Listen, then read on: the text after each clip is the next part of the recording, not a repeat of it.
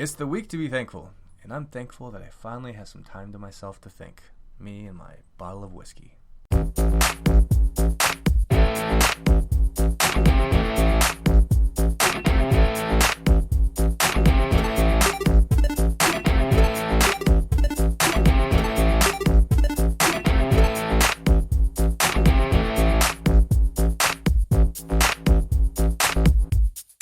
Hello, Chimi listeners, and thank you for coming and listening again to Chimi Chunga Superstar Podcast. And if you're listening for the first time, thank you for joining us. I will look up your skirt and see what you are later.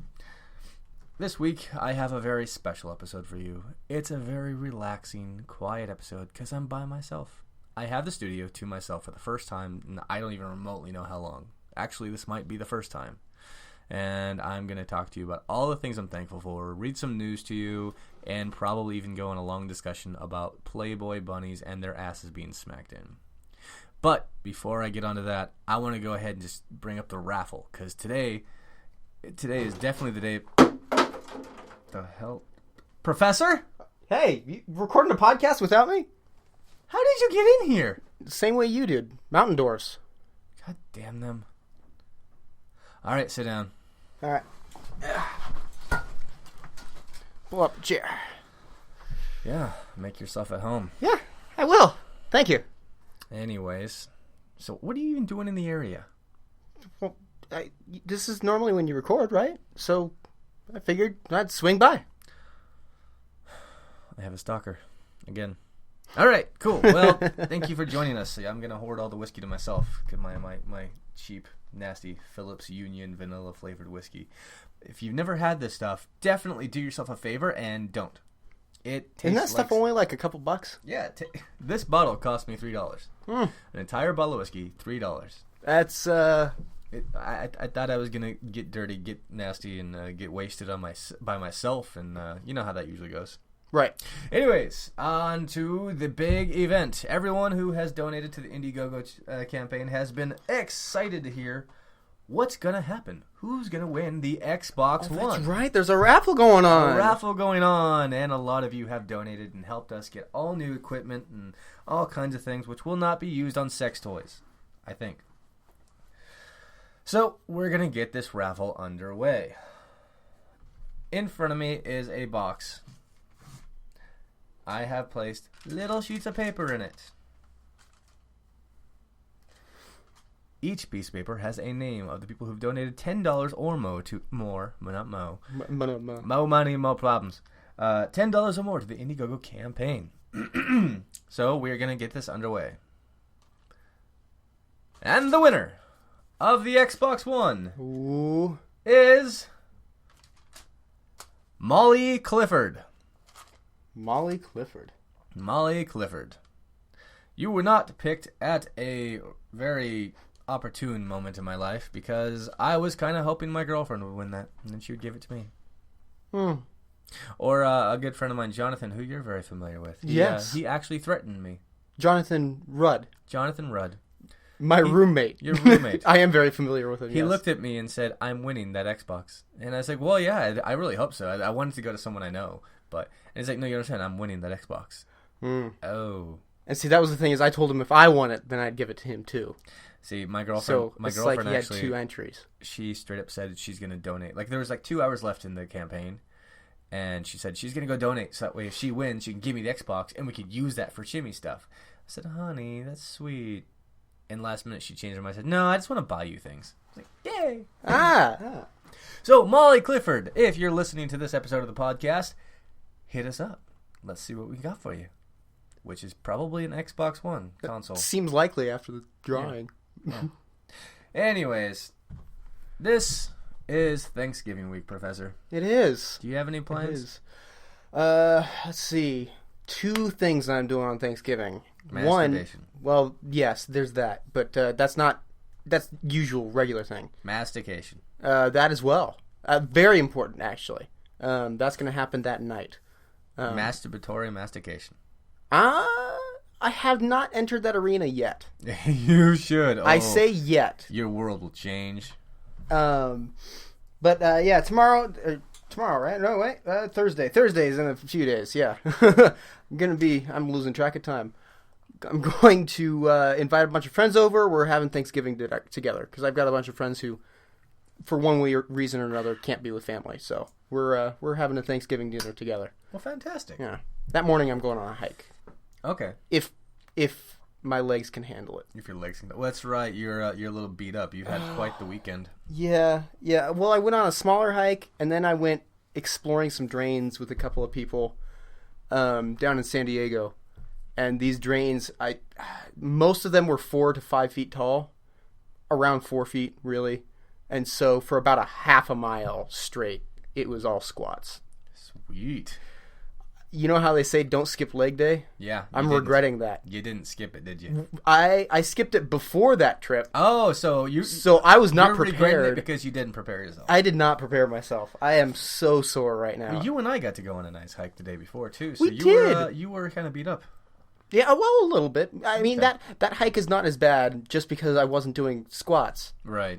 You know, I remember the hike in, because we went to the hot springs, you and I. Yes. With my absent sound guy and my wonderful girlfriend, Carol. Mm-hmm. It was a good trip. Man, I forget what that place was called. Deep Creek Hot Springs. Deep Creek Hot Springs, that's right. Yeah, it's a nice spot. If anyone who's listening decides to visit, please don't bring glass and be respectful. You know, don't leave trash or anything like that. Absolutely. Take care of it. It was beautiful. It was gorgeous. And we met a nice guy who was fond enough to bring us a little vodka. That was right. He said, "Can you hold my water bottle? But be careful, it's not water inside it." I'm like, vodka? Yeah. See, and I didn't look at the bottle at the time. I thought he handed you his piss. Oh, no. Yeah. No. Yeah. No. So, but no, it was the hike out there was fantastic. I was just so relaxed, in a happy place. But I got a really bad right knee, as you know. And the icy as I cold learned water. more, as the icy cold water. You haven't seen the bruise on this thing. The icy cold water. Oh, dude! Yeah, look at this thing. Whoa! The icy cold water already hit my ligaments and my joints so bad on my knee, but on the way crossing back out, because all the moss and all the buildup, I slipped on one of the rocks, and in order not to have my backpack go underwater, that had my you had to land on it really hard. I had to land on it. It was my only choice. Oh, and then directly afterwards, we go up soft sand, just at the get go. Yeah, soft sand. Right off the bat. I mean, the rest of it. I mean, it got progressively easier and easier, but oh man, that sucked. Yeah, maybe next time we'll think about bringing like inflatable raft. Nah, next time I'll just man through it. Well, I feel like that's kind of what you did already. Well, what I liked is we got to like the very end, and there's this one last super steep hill. Oh, that last hill is brutal on the way back up. You had the walk before where you had someone with you who was not had a knee injury. Yeah, and I swear it was every 3 steps we had to wait a good 20 seconds. And I remember we're on the it's not just our little trio that stopped. It's like everyone. We've made friends, and now there's like 16 people. Yeah, we had a big we had over a dozen people involved. The photo is on. We'll be posting the photo as well on Instagram and stuff. But I remember you turned to me and you said, "Oh, well, you're doing better than that girl." And I was like, "I better be." And then I don't know what it came over me. I just kind of like on that was like, well, "Fuck this!" Everyone's still catching their breath. I'm like, "I'll just go!" And I just lead the pack. I'm just like, "Let's go!" And I'm like running up the hill, powering through. Like, oh, it sucks! Oh, it sucks so bad! Oh God! And I get up to the top. I'm like, "Is it over? Good. Time for a selfie." Yeah. But no, that was great. It was beautiful in the water. Oh my God, the water. It's awesome, right? It's fantastic. There's like, let's see. So there's one on the right side that's like lukewarm. Right. There's a second one that's sort of really shallow, but it's 119, 120 degrees. Yeah. There's one right next to that that's somewhat warm or cold, depending on what side you're on. One up from that, another one up from that, another one up from that, one around the corner. So there's like 7 or 8 pools around there. And I mean, it was clean. That's what I loved about it. It wasn't like mud. One of the pools was a little more mossy than I would have liked. Yeah, there's algae. There's algae but growing the other around. ones were great. Yeah, and occasionally the people who built these things, which they've been torn down a few times because they weren't supposed to be there because it's like national forest. Yeah. Eventually, they gave up tearing it down because the hippies would come up and build it back up again. They built in little drainage pipes underneath every single one of the pools. so that they can drain the entire thing, scrub it clean. I saw that. I was wondering what that was about. Yeah, little pipes down there. A gentleman asked me while you were out and suffering in the colder water. No, while you and Rosin were off in warmer. The warmer one.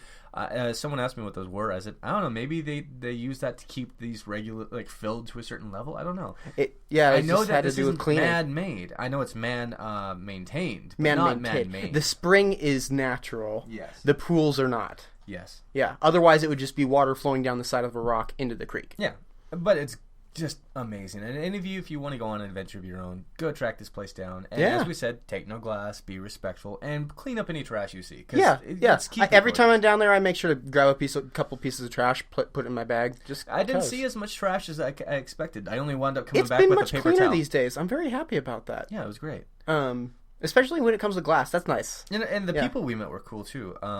We met quite a diverse cast. Yeah. There were a few naked people. There were a few naked people. Yeah, there's also a nude optional springs for those of you who are a little, I guess, iffy with that kind of stuff. But I'm not at all. I mean, first thing I saw that night, that day was dong, and then my girlfriend got naked, and I was like, woohoo, the day's better. And then there were a few more naked. I think there were like down the way two topless women that I saw, another completely naked woman. There were the 3 fully nude women. Right. There were, I think, and counting everyone in our group, I think there was about 5 fully nude males. Right. And it was fantastic. It was really relaxed, really chill. Yeah. I remember for a short spell, this one lady was Kara and I were kind of snuggled in the middle one. Right. She came up and she just casually, may I, put an arm out, and Kara kind of moved a little bit, and it was just kind of like a little, for like 10 seconds, a little 3-way snuggle fest. It was kind of cool. I did not catch that She's part. like, I just really like hugging. You and Rosin just went down to was that a part really of the hippie group? No, because there was a definite hippie group once we first arrived. Definitely, I got a huge hug from the gentleman and his girlfriend, the gentleman who's wearing the loincloth. Right. I got a huge hug from the two of them on my way out. And they were just really happy to see people. That was cool. That was great vibes. Without fail, every time I've been there, I've always met a couple of hippies. It's never been the same hippies, but I've always met a couple of hippies. Oh, this is bad whiskey. That is really bad whiskey. You keep drinking it. I'm gonna, because it's a Chimi way. You don't let it go to waste. Oh, God, I hate the Chimi way. Anywho, so out of curiosity, because I'd like to roll this into a few news things here first, but before we do that, it's Thanksgiving. It is Thanksgiving. I'd like to list off a few things that we're all thankful. Do you have a list? I've got a few things. We could go back and forth if you want, like trade back and forth. Is that what you're thinking? Go ahead and throw your list out there. Throw a few things out you're thinking. Okay, we'll go a few at a time here. Let's see. So first up on my list, the patience that others have been giving me. There's been a lot of screw-ups and scheduling changes and things like that, and I'm really thankful for the patience people have been giving me on that one. That's a good one. I like that. A car that works, that I am very thankful for that. Yeah, even though I've had to fix it and it's been expensive, it's good to have it working. As a professional pedestrian, I can see that being a very, very, very good blessing in your life. Flexibility of my new job. Oh, yeah, that's got to be wonderful for you compared to your lack of flexibility beforehand. Yeah, the last job, it was like we're not every going to week say what he was doing beforehand. No, it was rewarding work. It was very rewarding, but it left me with no ability to plan. Prostitution. And then, on the same token, the new pay of my new job, driving for Lyft. Yeah. That is going to help me pay some debts that I wouldn't be able to do with my last job. High five to you, brother. Yeah. Yeah, I'll let you do a few. The first on my list is I'm thankful for the first couple that were making love and decided I want to put that in my mouth. I'm very thankful for those people because I don't think I would have thought of that. I'd like to think that I would, but in reality, I don't think I would have. I thought there was one couple that was the first. That couple that decided let me attempt that with my mouth. I am willing to bet that this is pre-humanity. Pre-humanity. You think it was a goldfish that gave its... I wouldn't say goldfish. Not that far back. I'm still thinking primate. Okay. I'm still thinking primate. Okay. But but ancient past. Chimpanzee cunnilingus. Yeah. Well, thank you, Monkey Man, for diddling leading her skill. the way. Diddling her skill with your tongue. Without you, we wouldn't have thought of it. I am also thankful for the ability to send a cake to a party that you were invited to that you can pop out of. Ooh, those giant cakes. Yeah, that is a possibility. If you weren't invited, you could jump out of the cake as a gift. There you are. You're there. You're in the party. You're also the focus of attention. Everyone's so great there. It's like Trojan party guest. Yeah. Thank you for the Trojans for giving us the best way into the party we're not allowed in. Uh-huh. If it wasn't for you, I'd never make it in the Playboy Mansion. Beautiful. I guess the last one is reproducing so you can have a house full of toys to play with and claim they're all for your kids. I'm thankful for that option. That's also a good option. Not something I've actually experienced, but my editor, Obsidious, he's got 2 wonderful boys, and every time I hang out with him, I get to play with their toys and pretend I'm playing with the kids. That is a nice bonus. Yes, it is. Yes. Yeah. Anytime I'm in a kid's house with Legos, I immediately sit down and start building. Oh, yeah. Especially with, Mega Blocks. I don't know what it is about Mega Blocks. It's Mega Blocks, huh? I love it. For me, it's the Legos. Trust me, if I have my own set, it's going to be the Legos. But when you got a little toddler with you, Mega Blocks is where it's at. Okay. What else you got in your list? Let's see. I got 6 left on the list. Oh, okay. A few of them. The next 4 are kind of combined into one, but they can count as individual items. Okay. So, unconditional love of a dog. Yeah, that's a winner. I am thankful for that. I actually have that on my list, too. Ava Snuggles. Oh, yeah, Scout Snuggles. Ava Snuggles for the win. The love of my family. The love that my friends give me. The love my girlfriend gives me. Ooh. A cold pickle on a hot day. Oh, yeah. Right? Completely hydrates you, too. It's amazing. The electrolytes in that are just fantastic. Oh, yeah, yeah. And the support that I get when I'm down. There you go. Yeah, yeah. I like your thoughts. Thank you. I'd like to thank the existence of gourmet burgers. Oh, yeah. I also want to thank the existence for Fallout 4. Yeah, okay. Without, I would not be legally allowed to build the ultimate base of destruction that I have. I have a tower. Okay. And, well, it's not really a tower. It's still kind of a 2-story building. But I call it my tower. I don't know what story it needs to be. When I first started, I had turrets all over the place. Automated turrets. And that used up the majority of my electricity. And I realized, fuck this shit. I'm not going to use that much. So I put mortars everywhere. Now I have people at mortars in a full 360-degree field of view. Uh-huh. And as anything comes up to my little camp, oh, motherfucker, it's all down. Oh, yeah. Boom, boom, boom, dead. Mortar Town, baby. Not bad. So Fallout 4. Fallout 4. Good thing to be thankful for. I honestly think of all the games that are out right now, that one would be way up your alley. It's got a whole bunch of fun Easter eggs. It's got a lot of creativity. Everything's customizable. You build your own armor. You build your own weapons, which I'm not saying like you build based on get this and the trigger. I don't doubt what you're saying, and I know about the game. I know how it works. The problem for me is that any video game is a problem. Oh. Because I disappear. You disappear? I disappear, and I don't reappear until I've extensively played the game for weeks straight. Then Fallout is exactly for you, then. Because that's how you play Fallout. Man, I am having trouble planning my life, and I need to not do that. I'll ruin it for you, don't worry. Oh, good. Next on my list is I want to thank all the people that work at sex toy shops. You handle the dildo that will soon penetrate someone's loving body, hole, place, thing. Man, that seems like that is an important job. Yeah, that is an important job. Someone's got to pull it out of the mold, let it wobble for a minute in their hand, and then place it on the conveyor belt for however it works. I don't know. I don't remember who it was, but she has given her vagina as a mold. Used her vagina as a mold for a toy, and she went and took a tour of the factory. Huh. And there's a video of her talking to the factory workers who handle her vagina every day. You're holding my poon. How does that make you feel? And the introductions were very interesting of them saying, "Oh yeah, this is hers," and then the look of shock grows over their face of, "Oh, you! This is an actual person's. Like, this isn't just made up. This is actually." Here's my 2-week notice. I'm done. Have you had your shots? That's not how this works. Answer me. Answer me. And last and not least, I want to thank George Clooney's spy satellite. He has a spy satellite? Yes, he does. What does he use that for? He actually uses it. It's really cool. I'm going to bring it up so you can see some stuff. He actually uses it to monitor war crimes and stuff like that to give early warnings. Oh, snap. Yeah, right? Google, come to me. George Clooney spy satellite. Ooh, yeah. It's over Sudan, I recall. Okay. That's a good spot to have it for war crimes. These days. Yeah, Wow. oh yeah. By the way, it's not even that he just owns it. He does like a bunch of promos and ads for Nespresso, the coffee machine that uses a lot like Keurig, but much more efficient. Plus, you collect them and you send them back as recycling to get discounts for future coffee. See, it's cool. I like it. Yeah. But yeah, he uses it. Let's see here. George Clooney is spending a recent handsome paycheck on an endeavor that might surprise those who know more about Clooney's love life than his espionage activities.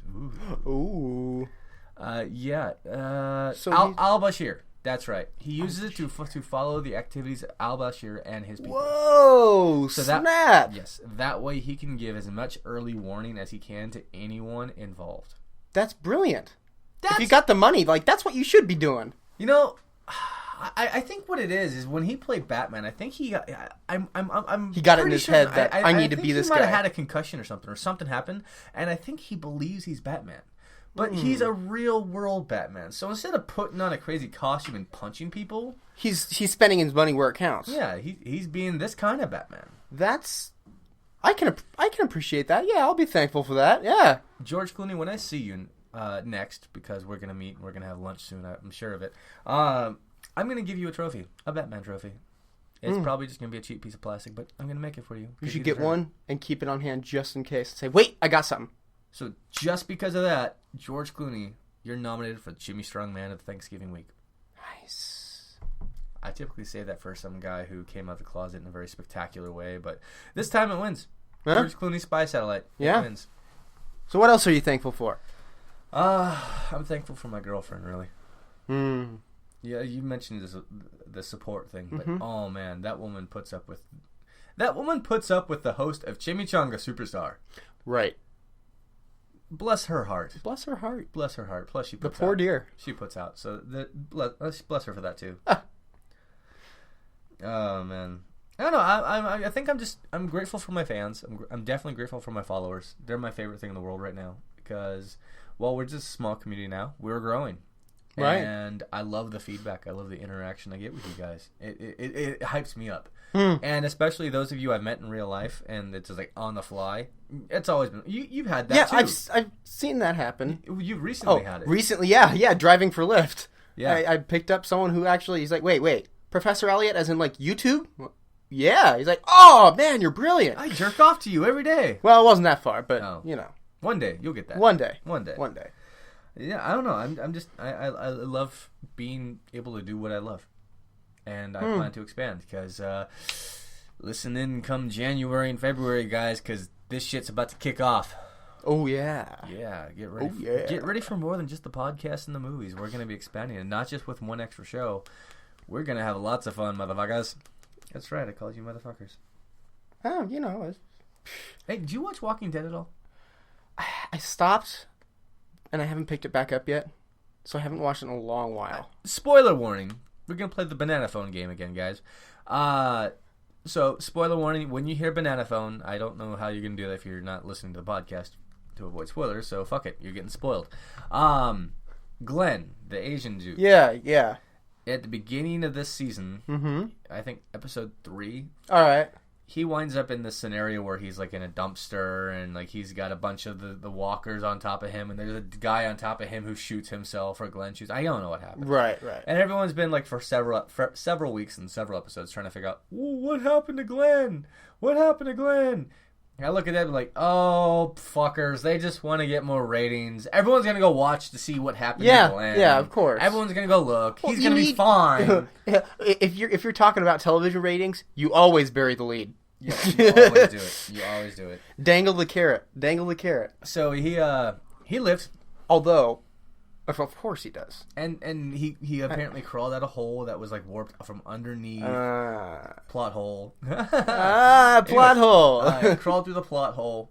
and then so waited like I think 7 hours, I guess, before they got course. bored and left. And so he's alive. But I think they missed an opportunity to have legendary television gold. They should have had everyone listen and watch and wait and be antsy and see that he survived and be like, yes! And then have him walk out and get eaten. No, like go through the episode and like go through some plot and meet someone and just like randomly just like blindside him, like bam, dead. You know what? I would say the writers for The Walking Dead are not ballsy enough. I don't think to they do are. that. Well, The writers, I would expect that kind of stuff from Game of Thrones. Well, you know what? I think the writers of Walking Dead are catching on to the fact that they're kind of stale now. They're That's when I stopped watching, as I was like, Also, the main cast, at first you felt anyone could die. Right. It really doesn't feel that way anymore. No. The And main cast is the main cast. And everyone's talking about that, which means I'm pretty sure that in the next season, someone, or at the end of this season, someone big's going to die. Someone important's got to die. Like maybe the Sun is my current prediction. I think the Sun's going to die. Coral! Yeah, Coral! It's C-O-R-A-L. Coral? Coral! Coral! Come here, Coral! Yeah, and you mentioned Game of Thrones. We're going to shoot this out real quick. Oh, yeah, the poster's out. And not the previous season, but the season before that, right. Everyone was talking about all the theories about who Jon Snow was and how the series is going to end, and everything was based around Jon Snow, Jon Snow, Jon Snow, Jon right. Snow, blah, blah, blah, blah. And, I think now we're reaching And that. I posted on Twitter directly. I said, stop. Just stop. This is still Martin's baby. Yeah. And he still has influence on the brothers that are making this. Mm-hmm. If you keep showing so much love for him, and you keep trying to predict how things are going to end, they're going to do something to fuck you over. Oh, yeah. So, of course, at the end of the season, they quote-unquote kill Jon Snow. Well, of course, and I'm sure if anyone's seen anything in the media, the new poster is out for the new season, and guess what? Jon Snow, front and center, now, only person on the poster. Everyone's also talking about how his eyes are gone, his blood, he's got scars. Well, let's be honest, people are crazy enough to go out and like run around with cameras and try to sneak photos of these sets. And they found Jon Snow, yeah. But that could be a flashback. But these over-obsessed nut jobs are talking about how, well, he does look like he's wearing clothes from Winterfell, but what's this? He's got the Valyrian sword from after he was... I was like, okay, cool, congratulations. Stop showing me this shit so I can wait till the show comes out and watch we'll find out. Yeah. We'll find out. It'll be out soon enough. Go to a bar. Go to a coffee shop. Socialize. Find someone you're interested in and tell them about these crazy obsessions you have. Maybe they'll be interested. If not, you're never going to get laid. Are people just walking up to you and saying, you know what I think's going to happen?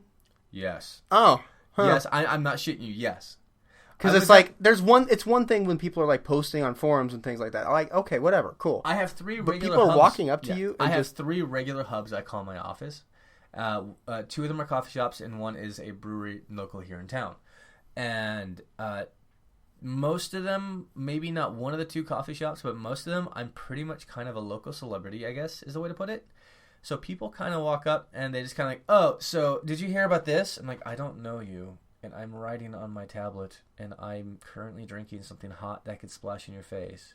But I'm not that kind of person, so please, actually talk to me, because I'm not actually that antisocial. I love it when people... I really do. I'm gonna... You love being talked to, but the problem is you don't like the speculation. I don't like the... Yeah, I don't like the idea of them thinking I actually like The Walking Dead, because I really hate that show. I really do. I hate that show. It frustrates me. It's not a good show.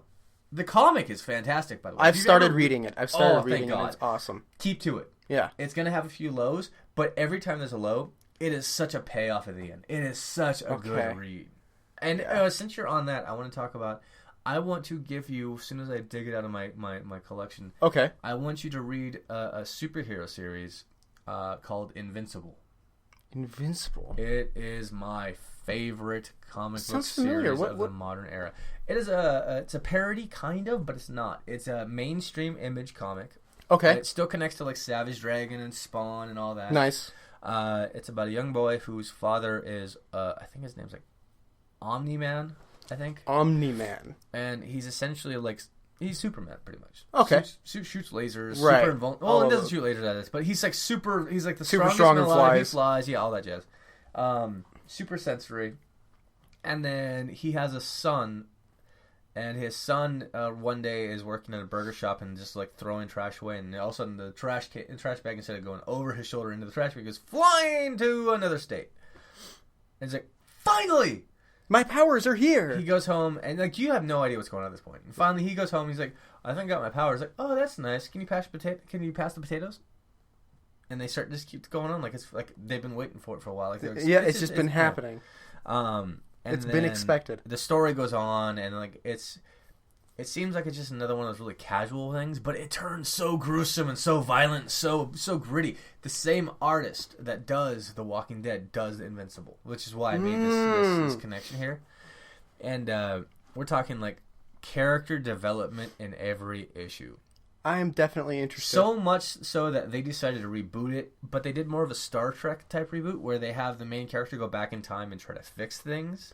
Oh. And they're actually calling it Invincible the Reboot. They're honest about it. They're sort of saying, we were going so many places, but we know that you all loved where this started, so we're going to go start that all over again. But he's going to know all this bad shit that's happened. So here's my problem with Walking Dead. All right. And it's my problem with most zombie flicks. Okay. Most zombie flicks like to go the virus route. Yeah. And honestly, it makes zero sense. It's rotting flesh. It doesn't work that way. Bacteria. It doesn't work that way. So Worms. here's the two cases of zombie-esque things. Monkeys. Where I've decided those things, that works for me.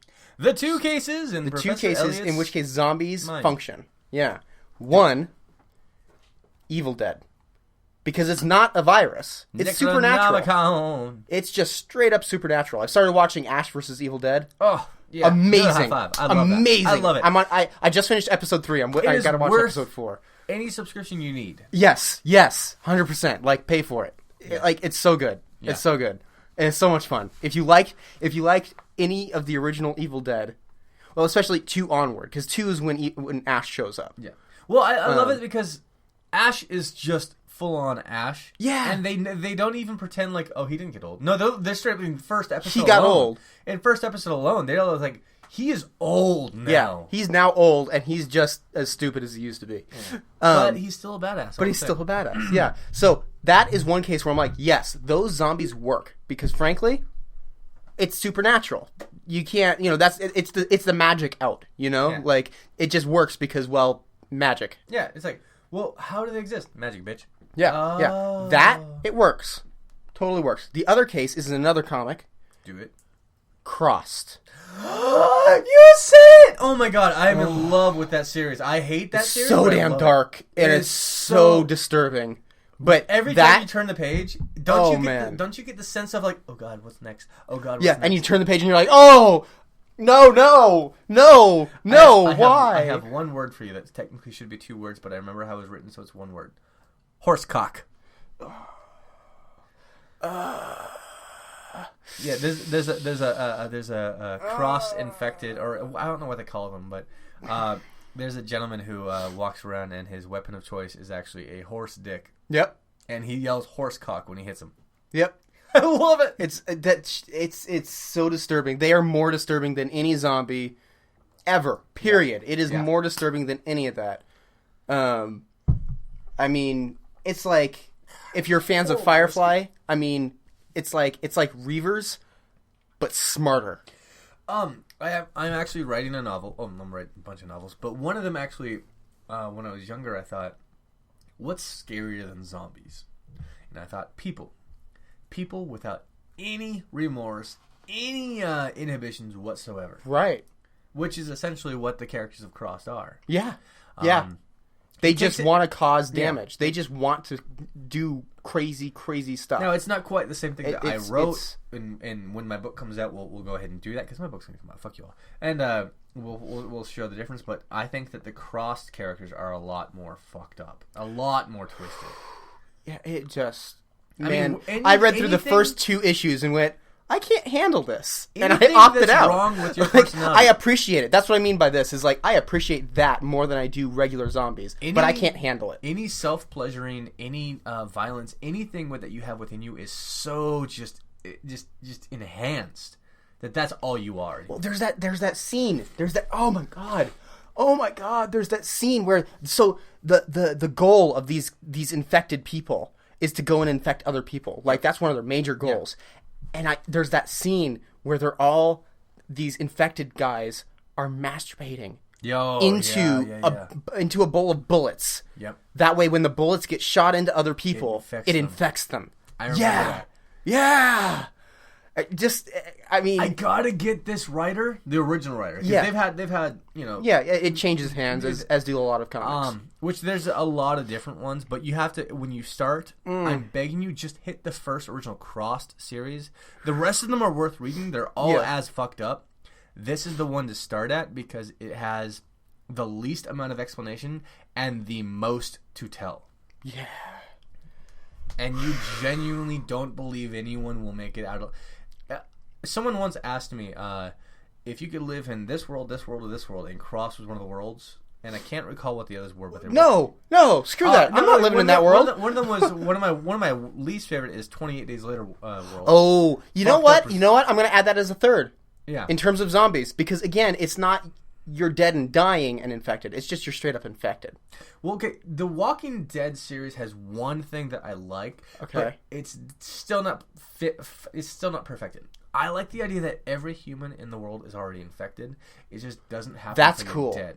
That's cool. That is cool. It. When I heard that, I was like, oh, I like these guys. Apparently, there was a scene when they were still at the prison that they didn't go through with. They filmed it, but after they showed it to the producers said, this is too much. Let's take it out. Weak. Oh, just wait. So the scene was there's a whole bunch of zombies up against the fence, and there's so many of them up against this fence that they start pushing. One of the more decrepit zombies is up front. Yeah. He gets pressed through the fence. Like, you see the crisscross pattern of the chain link fence going through his head and through his face as he gets pressed through. Yeah. Yeah. Apparently they showed it in the finale party, like when they were actually just there, like the crew and everything. Yeah. And they loved it. And immediately the writer's like, see? Everyone loves it. Why didn't we put it in? Everyone loves it. Yeah.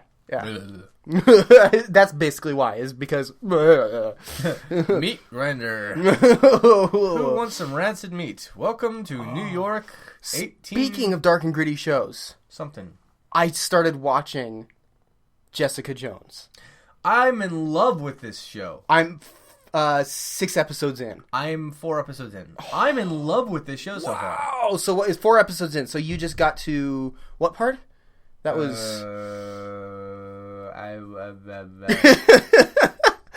good memory. You watched it all in a row. My long-term memory is great. My short-term memory is shit. Yeah. So good. You know what? Maybe I'm less. I know that Tenet is amazing. Has he been prominent I have yet? not seen Tenet prominently. Okay. I'm at the point in which Nick Cage just... Luke Cage, sorry. Can you imagine that twist? Nick Cage comes out as Luke Cage? That would be awful. No, in blackface. Oh no. Anyway, I actually fell asleep last night to him taking a maybe only like 2 or 3 episodes.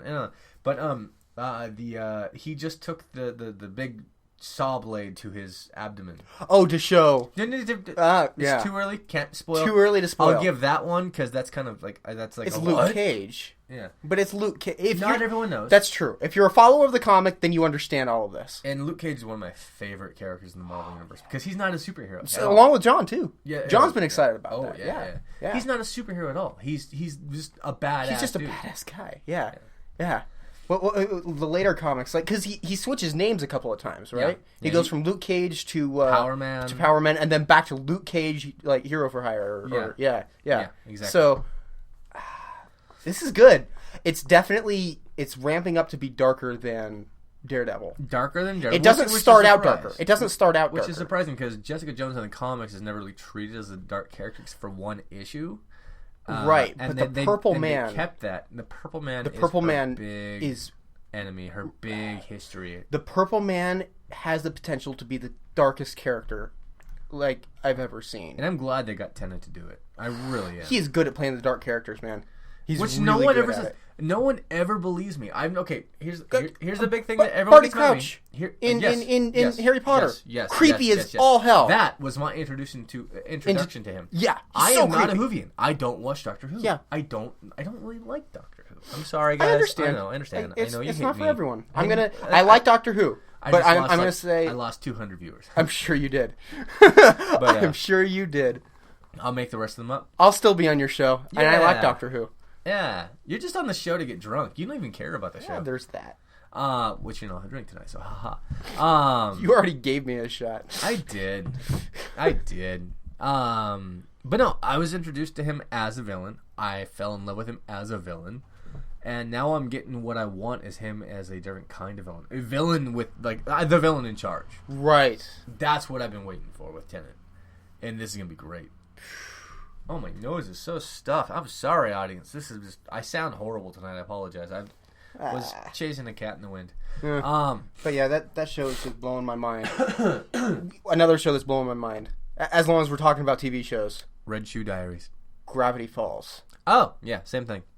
I don't know if you've watched that at all. Yes, I have. I'm in love with it. Are you caught up? I'm not caught up because at the end of the first season, my first choice was to go back and rewatch it to see all the shit I should have seen. Good. And I'm about halfway through rewatching the season. Okay. I'm sorry. That was just... Yeah. It's genius. It's brilliant. Guillermo del Toro just did a tweet saying that it's the most well-realized television show in history. And I completely agree. I agree. Yeah. I completely agree with that. Yeah. People... Okay. It is a kids' show. Kids' cartoon. On the same token, there are many moments during that show where I'm like, this is for kids? Like, this is for kids? Like...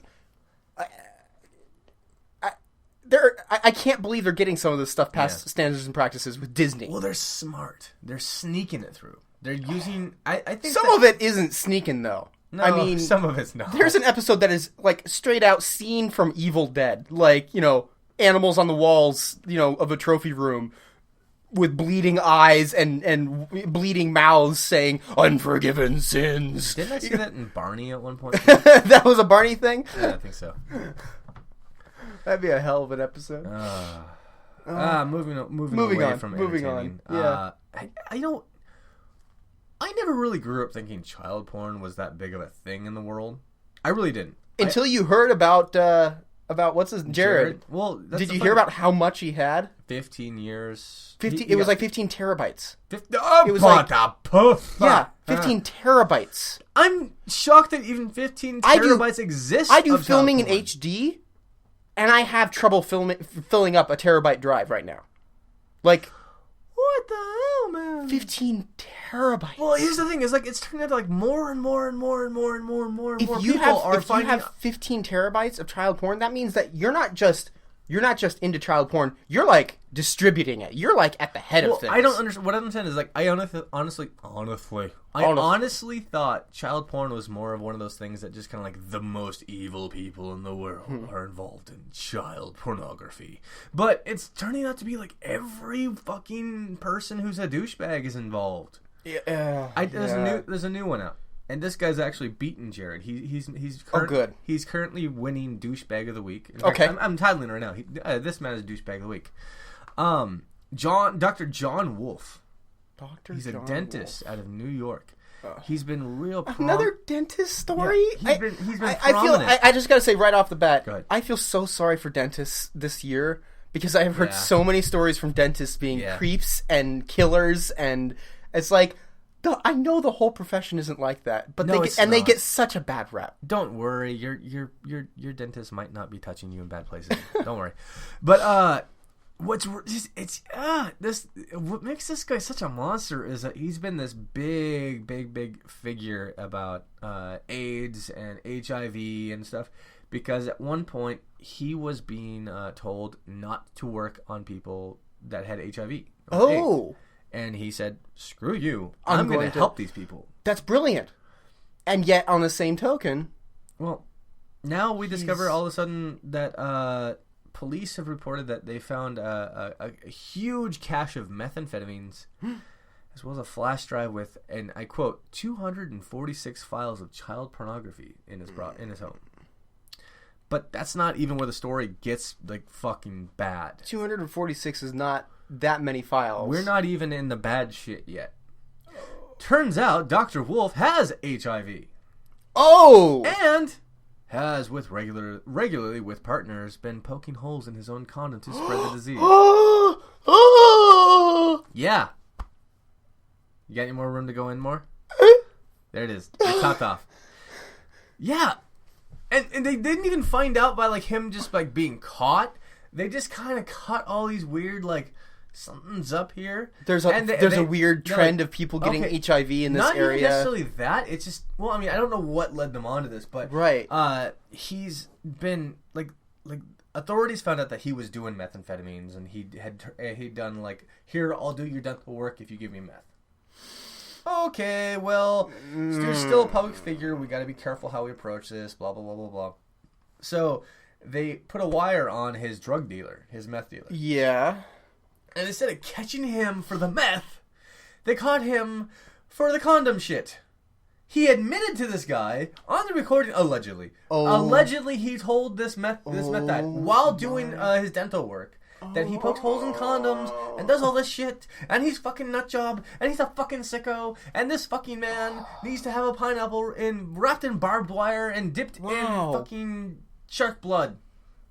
I'm sorry, I'm angry at this guy. Not shark blood. Don't damage the sharks. Come on now. No, dead sharks. I don't want to harm a shark. We're already dead sharks. I don't want to harm a shark. I just want its blood. And you know what? We're going to move away from the shark thing. You're right. Yeah. That doesn't make sense. Mosquitoes I'm okay with. Mosquitoes. Yeah. Oh, God, I want to make a Charlie Sheen joke so bad with mosquitoes, but it doesn't work that way. I was talking to someone recently about... We're slowly moving away from douchebaggery. Is there really any organization to this podcast, though? If we're being honest. No. It's Chimi. It's Chimi. Hi, I'm Christian Barrick. I'm your host. And you expect me to be organized? Yeah. Good luck with that. Incorrect. No, Charlie Sheen. I made a joke to a coworker recently about how... it's like, I'm down with hanging out with the dude. You know, he's got HIV. Congratulations. I'm not a dickhead. I understand. Right. I'm not going to get it by hanging out in the same room with the guy. I'm obviously not going to do blow with the guy for a variety of reasons. Nothing to do with the HIV. That's just an additional. But I kind of looked around and I made the comment of, well, you know, I'd be afraid to be in there because, you know, what if a mosquito came in the room?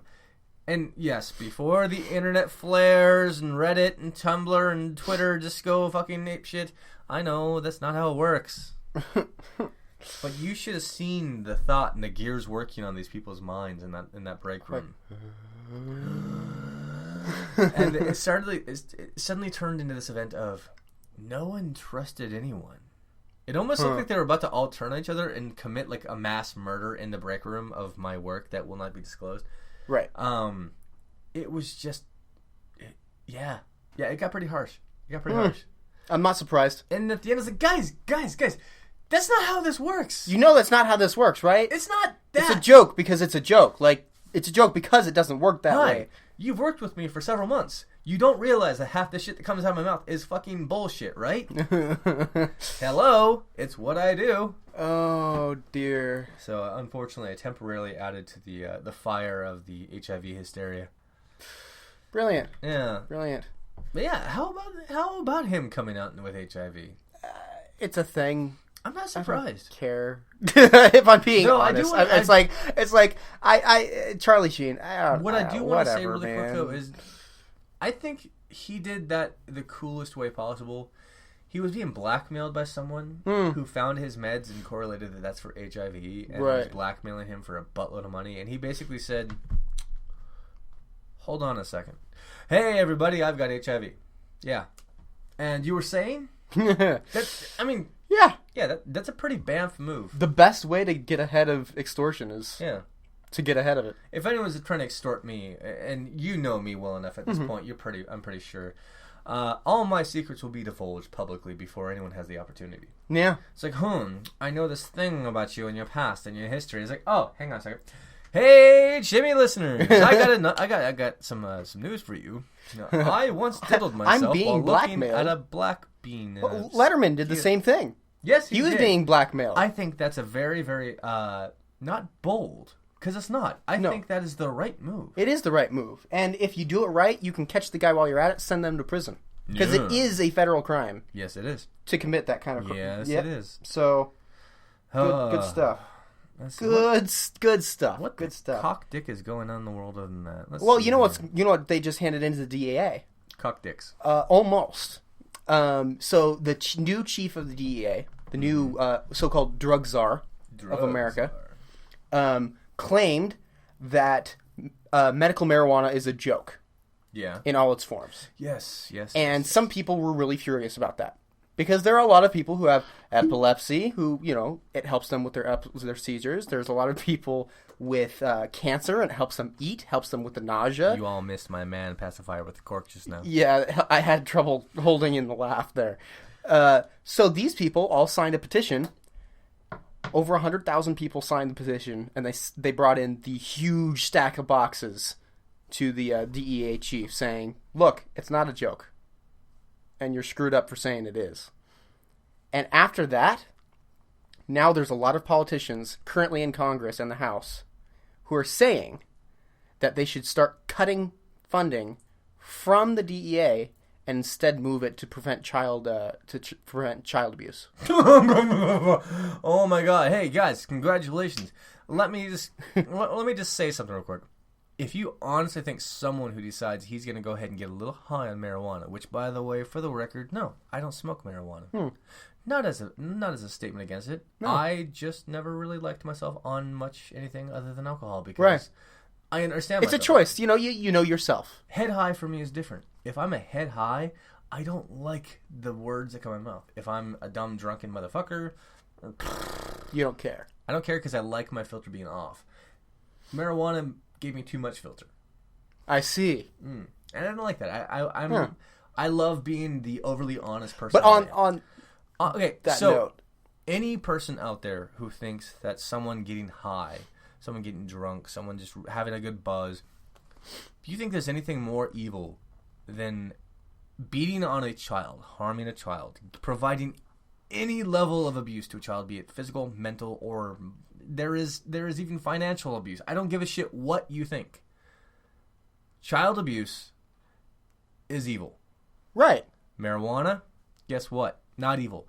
My habit, the whiskey I'm actually holding up in my hand, is, in my honest to God opinion, more evil than marijuana use. That I'm right on board there. And as I said, I'm going to take a sip of my whiskey. Yeah, perfect. And while you're talking about that, if anyone wants to read a little bit, if any of your listeners are willing to read, there is... They're smart. They can read. They're smart. They can read. Half of them are at a 5th grade level, I found out.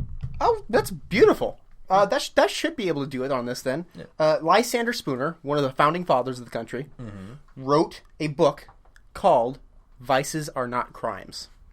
And it's about that exact topic of we should not treat drug addicts or gamblers or any of the above as criminals. It's not about that. While we're on this topic really quick, I just want to touch... there's a country out there, I cannot recall, it's not Sweden. It's one of those northern, where my people are from, countries. They don't actually arrest you for doing drugs. Well, there's Portugal. Okay. 10 or more years ago, they decriminalized all drug use. See, that's the thing. Don't criminalize the drug use. Yeah, if you want they decriminalized it all. Criminalize the distribution of unhealthy drugs. And that's exactly where it is. So there are a lot of drugs which are still illegal to produce and sell. But it's legal for you to use them and own them. So if a police officer sees you getting high on meth or whatever, they can say, I'm not going to stop you, but here's a card for government-provided rehab.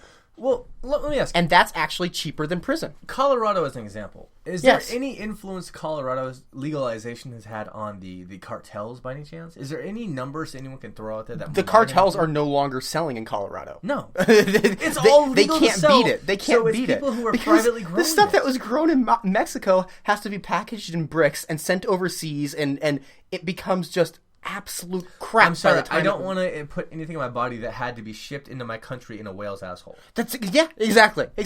So they're no longer selling in basically any of the northern states. They have no market there anymore. Yeah. On top of that, I mean, they're still working out the laws there. Right. Admittedly, I mean, they're still, for example, they're still trying to work out how do we catch people who are driving when they're too high. Right? That is a little because bit they're trying to model it off of the alcohol thing, which is like if there's a direct correlation of like blood alcohol to how impaired you are. But with marijuana, it's not the same thing. See, you can have marijuana in your bloodstream and not be affected. I personally think, in my honest opinion, that if you've had anything to drink or if you've smoked at all, it's not a crime per se, but do penalize it. Yeah. So here's listeners, I'm a big advocate of you taking care of yourselves. I love you all. You are my favorite people in this planet. So let's get this straight. If you drink, if you smoke, if you do anything that might mess you up, even if you're on medication, on a pain or something going on, don't drive. Yeah. Have your loved ones get you there. Yeah. I have been without a car now for almost 6 months. Did you know that? Yeah. And I hate it, but I love it at the same time. You have survived. I have survived. Hey. But, it's my thought. Lay it on me. Is that there needs to be instead of straight to drug testing on the road, there needs to be coordination type tests on the side of the road. Something that can test your ability to react, your reaction time, your mechanical abilities, all of that.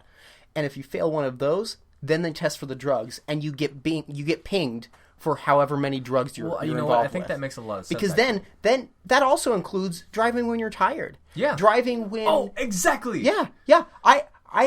It's not illegal to drive while tired. No. And I think it should be. Yeah. I've seen people closing their eyes, kind of doing the nap lash thing where their head is bobbing down and then snaps back up.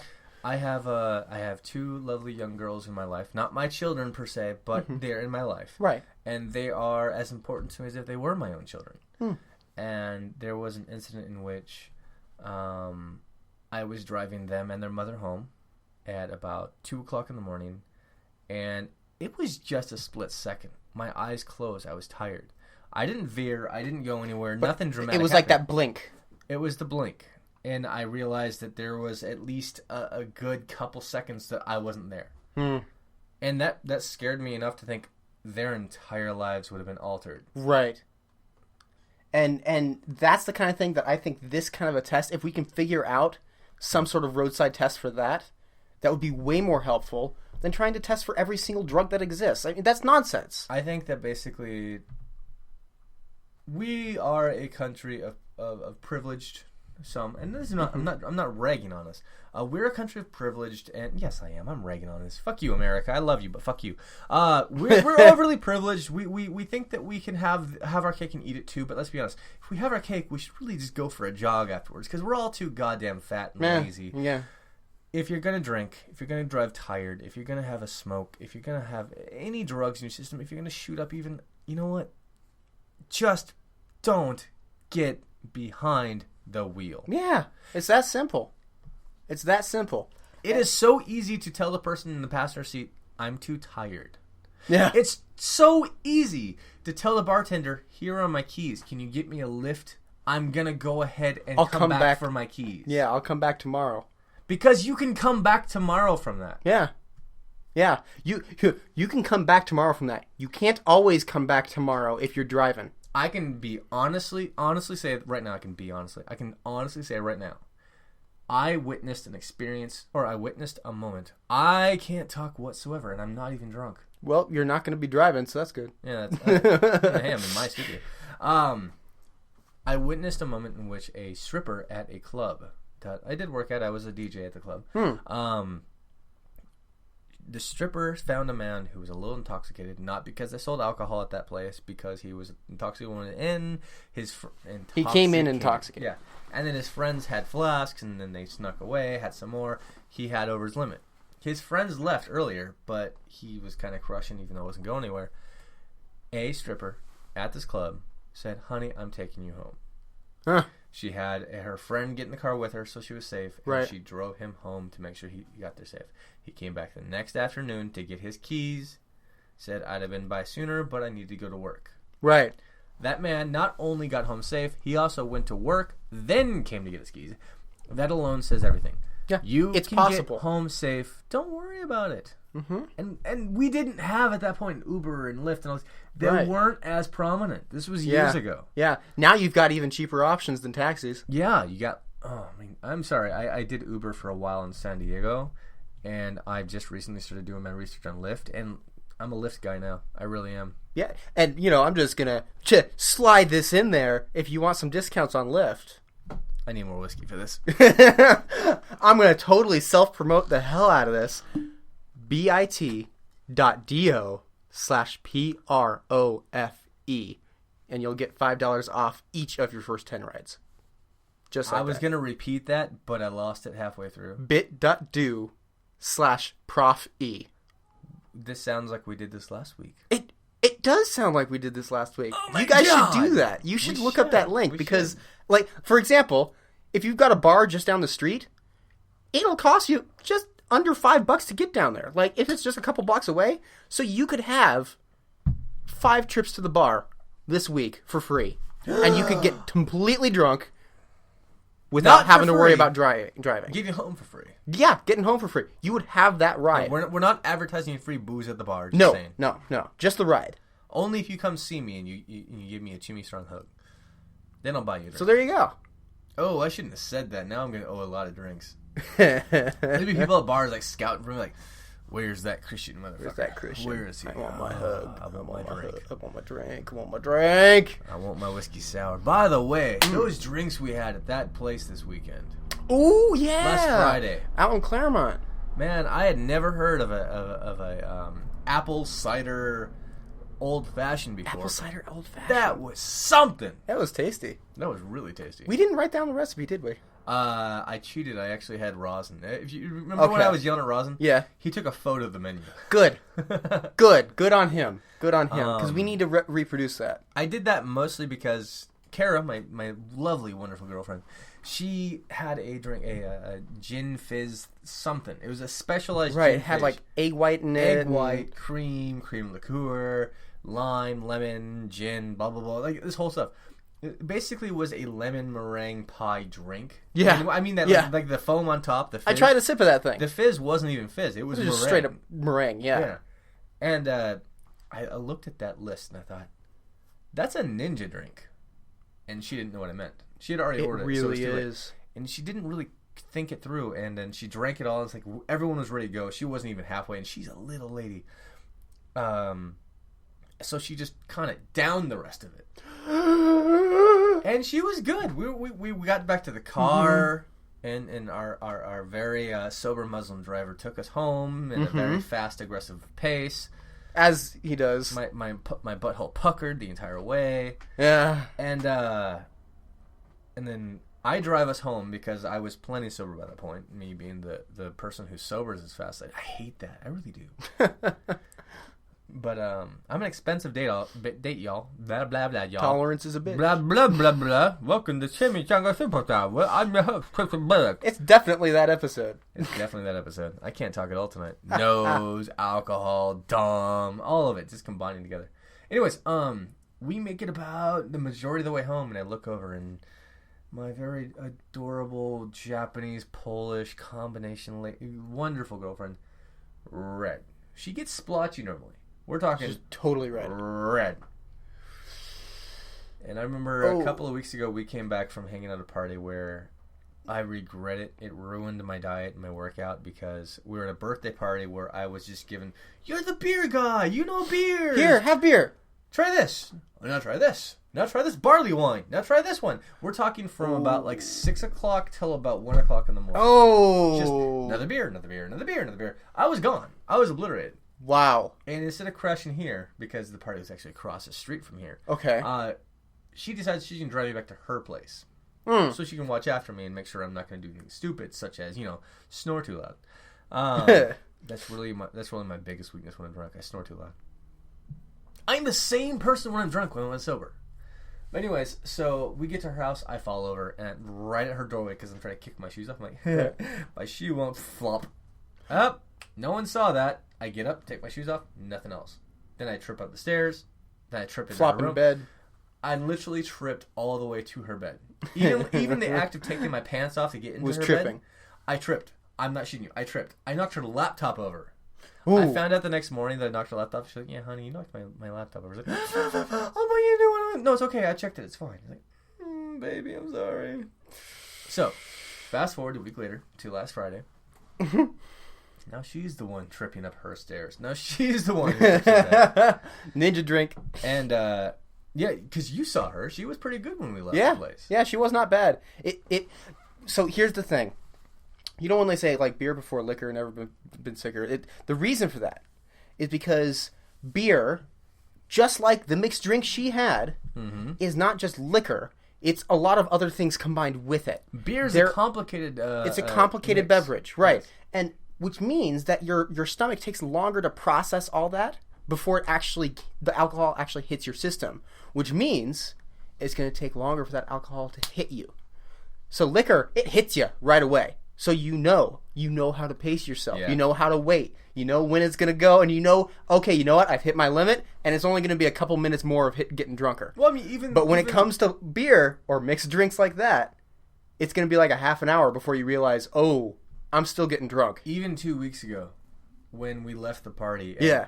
I left good. Uh-huh. I got in the car. I was like, hey, yeah, I'm pretty good. I'm feeling pretty good. Yeah. I'm going to nod off on the drive home. Yeah. I'm not going to choose to. I'm just going to do it because it's going to happen. I don't have control of it. It's happening. Yeah, I'm nodding off. And I wake up and, hey, I'm going to trip over everything, motherfuckers. You see that dog right there? Tripping over it. Yep. Oh, hey, you left a remote control on the floor. I'm going to trip on that. And that's the thing about being drunk is that you will veer towards objects as opposed to away from them. Oh my God! And here's how I know that. And here's how I know that for sure. There was a tree in the desert in Africa. I know where this is going already. It's an acacia tree, and it was the furthest tree from any other tree in the world. The furthest tree from any other living thing in the world. Uh-huh. And it was living there until it got hit by a drunk driver. Because drunk drivers veer towards objects. Could you imagine I don't care what religion you are, that deity that's looking down like, really? The one thing. There's really? nothing for hundreds of thousands of miles. Everything else I've done miles to you in on your any life. side, and you hit the one thing. I've given right you there. math and algebra and science and art, and you get drunk and hit that? Awful. Oh my God. Yeah. They had to drive like 100 miles just to get there. It's actually funny though. So that event of me tripping and stuff. Those things only happen when I have like obstacle courses. If you put me on a like A straight path. Say you want to test me, right? Okay. I'm good. I will not fall over. I will not trip. If you say we've got about 5 miles to walk, I'm gonna be the first drunk motherfucker that said, golden. Hand to the nose. I have this weird thing to where if I'm mobile, if I'm on the move, I just let my inner autopilot take over. Okay. I have this weird thing to where I'm like one of those clowns that you punch and they always come back up. I will just... You turn into Mr. Magoo. I just lean forward, let my body weight start to fall, and my feet say, time to walk. Time to catch up the pace. And I have this brisk walk while I'm drunk. I'm not going to lie. You probably haven't seen it yet, but... Not yet, but I plan on it sometime. I'm very much a off to the adventure type of drunk, right? However, if you get me in like Kara's house, is you have a doorway, and you turn a sharp right almost after like all the shoes, and then I'm talking like you don't wear your shoes in the house. Your shoes come off at the door, so there's shoes everywhere, right? So I tripped on the shoes everywhere, not on my own feet, my own shoes. I tripped on the 5 dozen shoes that were underneath me. And then I tripped on the dog that was excited because, oh my God, you're here. You're here. Trip over the dog. Dog. Oh, sorry, dog. Are you okay? Nope, you're good. Cool. I didn't crush the dog. I'm good. Get up. And there's a remote. A Wiimote, by the way. Ah. And did you roll on that one? and didn't roll. What wound up happening to that one is it was on the floor. I got up to avoid the dog. It didn't look. My heel stepped on the Wiimote, and I slipped, and I caught myself. I didn't fall over, but it was one of those stumble sideways things. Yeah. Grab my arm on the kitchen counter, stand back up, turn around, walk to the stairs. And I thought, all right, I've embarrassed myself enough. Time to look good going up the stairs. And instead of doing like the step, I do the little jog upstairs, like everyone does. Okay. Like, I'm going to go upstairs really fast. It's like, do. Last step. Nope. I did too much. Fell flat on my face. Got up, looked around. Her brother was downstairs watching Netflix. And he just kind of looks at me like, really? Really, nigga? Really? And I crawl. It's one of those turnarounds. I crawl up the last bit in shame. Get into her room like the crawl of shame. It's not even the walk of shame. It's the crawl of shame. I crawl up the last little like 6 steps in shame, and I walk into her room casually. I'm like, all right, the light's off. She's already in bed. She knows for a fact because I stopped and like talked to him for a second after I fell on my face, and like, all right, honey, I've embarrassed myself enough for the night. Time to take my pants off and go to bed. Flop! Right in my face. And then I get up, and because my pants went all the way off, flop, right on my ass. Alright. Okay, so I'm going to get in bed and snore for the next 5 hours, because that's the only time I snore is when I'm drunk. Okay. And then she wakes me up the next morning. She's like, you snored a lot last night. I had a hard time getting to sleep. I'm like, I'm sorry. And you knocked my last time. I'm sorry. And you're a horrible human being. I'm sorry. And you brought Hitler back to life. I'm sorry. Man, brought Hitler back. That's how drunk you were? Yep. That's bad. I reinvented genetics. Reinvented genetics. Hitler came back. And he discovered how to communicate with simians. Yeah, I don't know where that came from. That's not my influence, I swear to God. I don't know how to talk to simians. So there's this writing prompts subreddit, and one of the prompts was, you end up in hell, and it turns out everyone's there because God was too. Well, this guy decides to take it the route of when Hitler got to hell, he realizes, oh, I guess God was too picky, and everyone's a bad person, so everyone's equal on this one. I can see that. And so he ends up reinvigorating hell, taking over. And there's so many humans that they can overpower all the demons, and they decide to go back to Earth to invite people to hell, and they use Hitler as the spokesperson. I like this. I like this a lot. Oh, absolutely awful, absolutely awful. Of course, he walks out of like this portal and gets shot, and then he walks out of the portal and gets shot. Walks out of the portal and gets shot. I always thought like, what would I do if I ever had the chance to go back in time and meet Hitler? I thought, no, that's not how it'd go. I'd go back in time, and before the portal closed, I'd grab him and bring him to the future, and I would introduce him to furry conventions. Huh. Imagine Hitler's mind. Now imagine he's stuck in a room full of hundreds upon hundreds of brightly colored fur fuckers. I feel like he'd want to just destroy all of humanity. Mm-hmm. And then there's me. After he realizes the world needs to be destroyed. After I've enraged him to his fullest. And I bring a mallet down upon his head. I'm talking like... Oh, so it's that final moment. Yeah, I'm talking like full on like that moment where he snaps. Like, I must destroy everything instead of word... Everything? That's not how Germans talk, is it? No. That's like not a different quite. thing entirely. Anyways. It's like Rocky and Bullwinkle. No, it's kind of like a full on like Gallagher moment. Just like Hitler brains all over a bunch of furries. Okay. But, I have some friends that are into the fur life, and I love them, and I let them be, so I'm not going to punish them. But they do get Hitler brain. Right.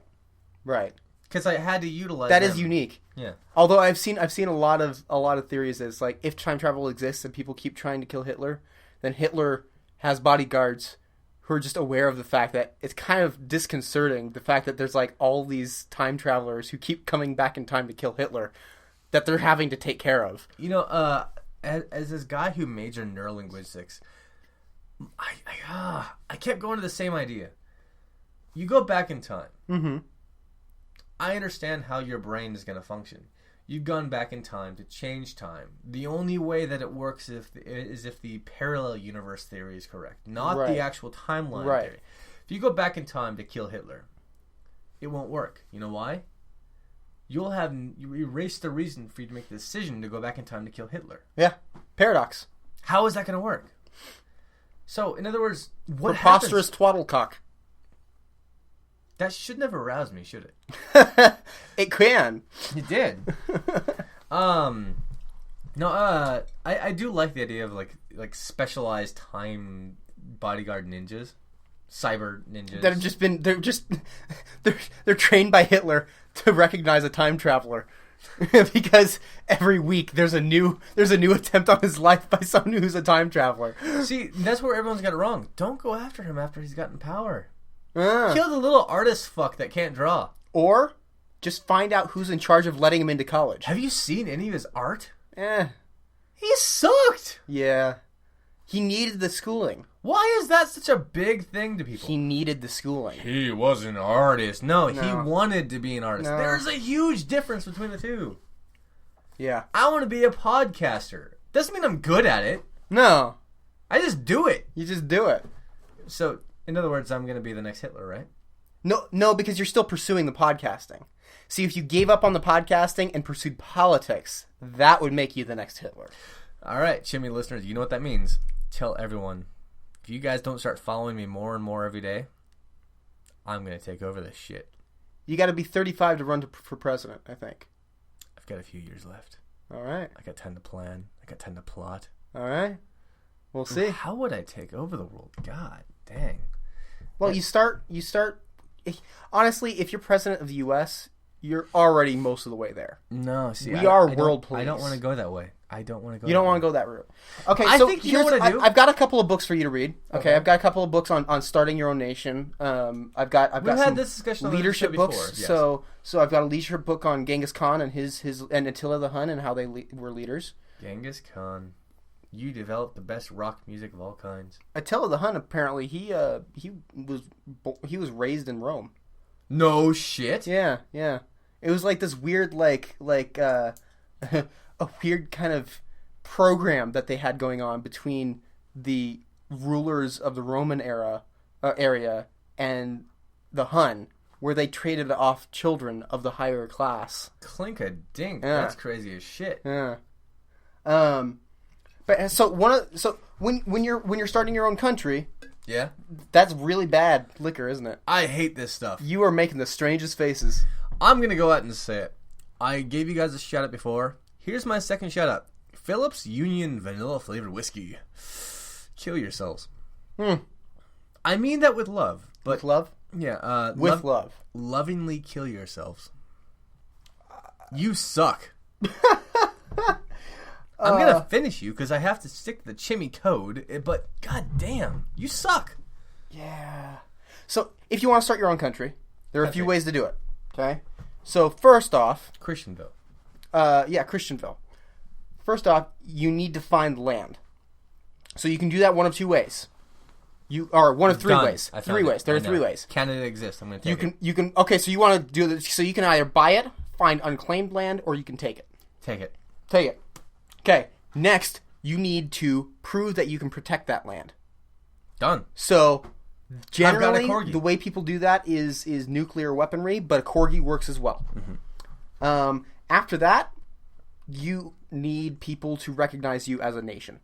So you need to start, making relations with other countries. Well, Canada already exists, but people don't really think of it as a nation, just that place that the nice Americans go. Now, we are protected by the corgi thing, which I mentioned. That's because no one wants I would hit up Morocco, honestly. No one wants to harm a corgi. If they know there's a corgi there, which we have no evidence of corgis in Canada. We know that, we're sure that there's... That's England. We're pretty... Yeah, exactly. We're confident they're there. We don't know. But once we have proof, in other words, she becomes like my lead lady, my running mate, they won't harm us. So they're protected. So there's step one. Now, you mentioned attack where? Oh, no, I was going to say make relations with Morocco. They were actually the first ones to recognize the U.S. as a nation. Morocco. They seem pretty willing to jump in there and say, yeah, you're a nation. There's a store that actually takes molds of your penis. And you could use that as a thing. Do you think they'd take that as a gift of a mold of my cock? I would not think so. I'd go that's a tough.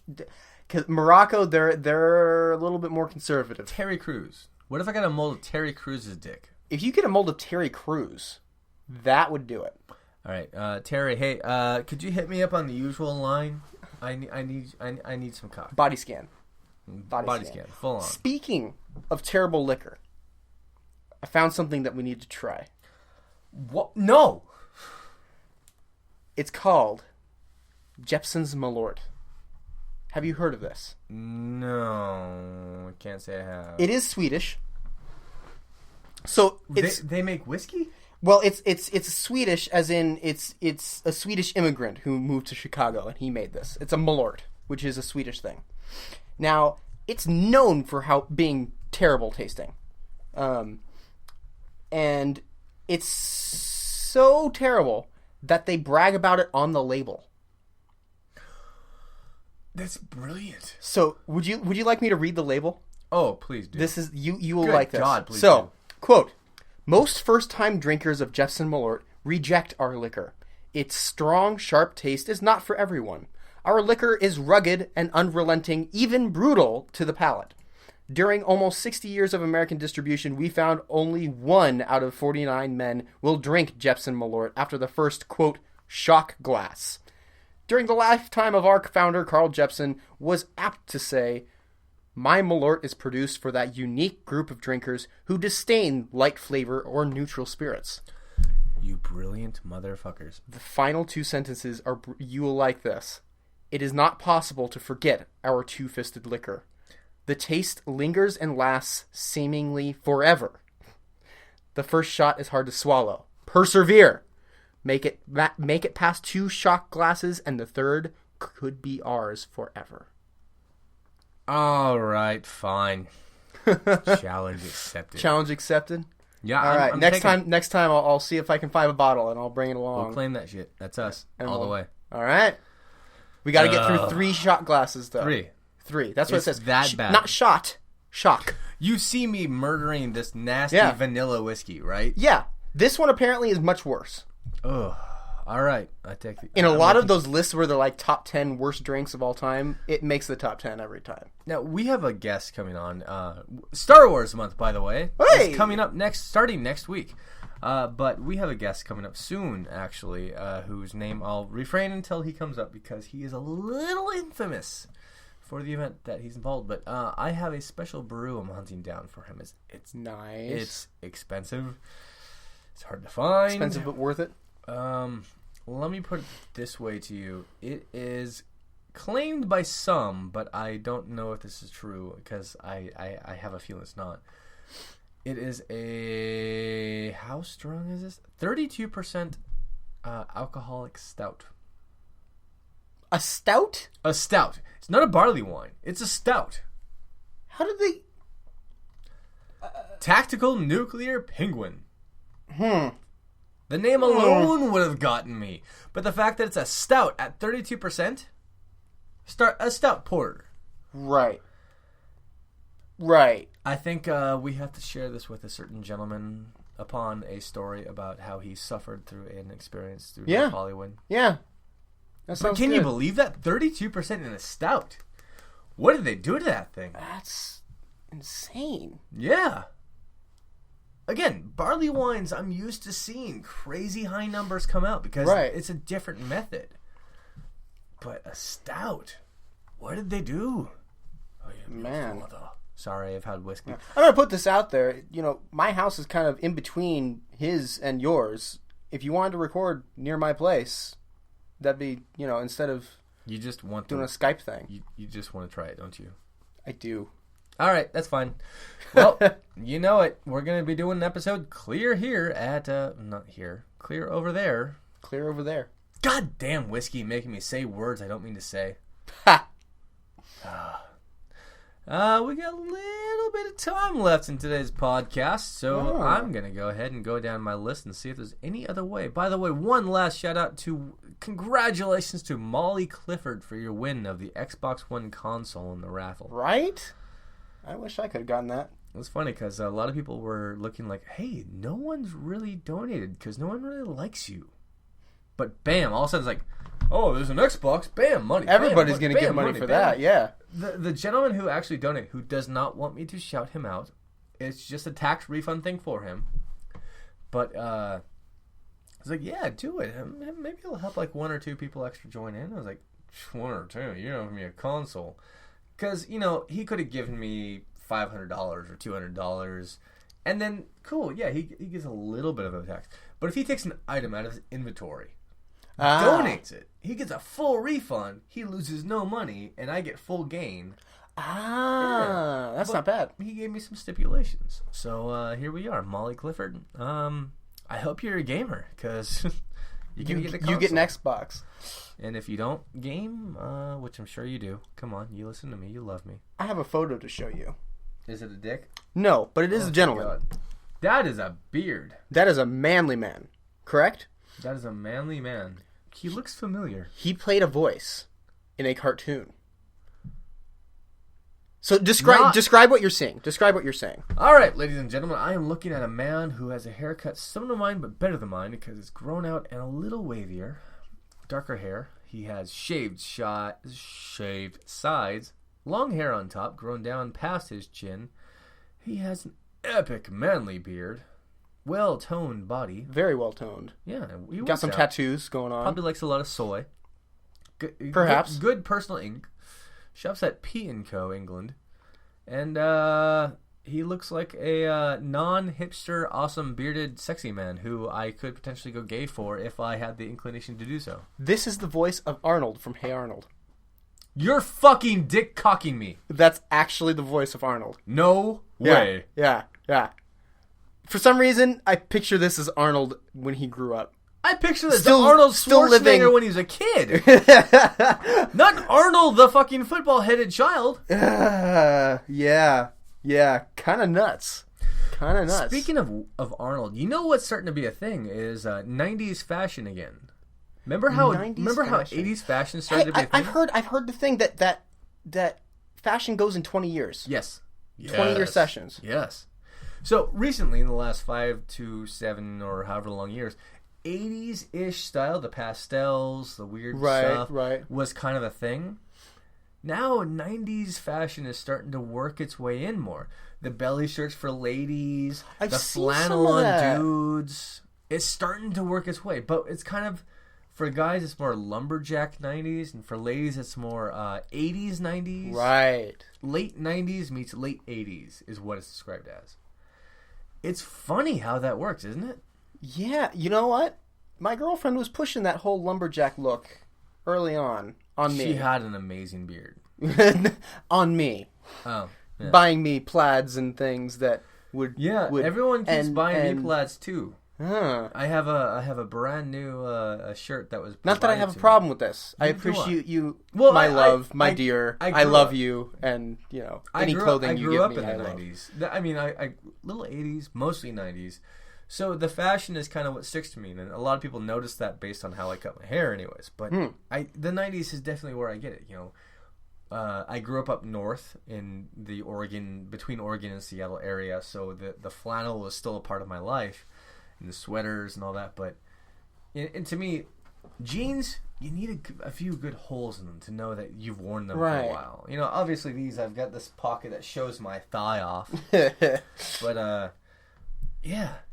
I think the 90s... I'm wondering if mid-20s we're gonna see a return of the text T-shirts. Oh shit, Dick, that's gonna come back. I hated those. Well, I mean, I liked them at the time, but now I realize how stupid it was. Let's time capsule this right now. Please, don't do that shit. Don't do it. Don't do it. Don't do it. I'll kill you. I'll kill me. Where it's just like plain color and a sentence. Like, remember earlier to this podcast when I said I'm going to rule the world? I'll rule around then.